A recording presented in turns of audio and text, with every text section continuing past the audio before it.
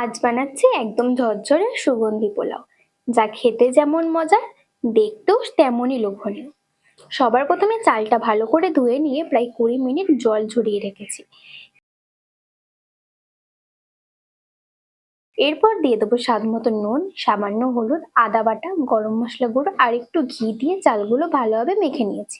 এবার কড়াইতে দিয়েছি 1 চামচ ঘি আর পরিমাণ মতো সাদা তেল। তেল গরম হলে গোটা গরম মশলা ফোড়ন দিয়ে কাজু আর কিশমিশ হালকা সোনালি করে ভেজে নিয়েছি। তারপর মাখিয়ে রাখা চাল দিয়ে কয়েক মিনিট ভালো করে ভেজে নিয়েছি। এই সময় পোলাওয়ের দারুণ সুগন্ধ বের হতে শুরু করবে। এবার দিয়ে দিয়েছি 3 কাপ জল আর 2 চামচ চিনি। সবকিছু মিশিয়ে ঢাকনা দিয়ে স্লো ফ্লেমে রান্না করেছি। জল প্রায় শুকিয়ে এলে একবার নেড়ে চেড়ে আবার ঢেকে দিয়েছি। চটচট শব্দ হলেই গ্যাস বন্ধ করে কিছুক্ষণ দমে রেখে দিয়েছি।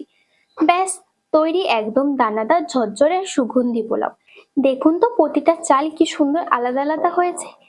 ভিডিওটা ভালো লাগলে একটা লাইক দিন, শেয়ার করুন আর আরো এমন সহজ রেসিপির জন্য ফলো করতে ভুলবেন না।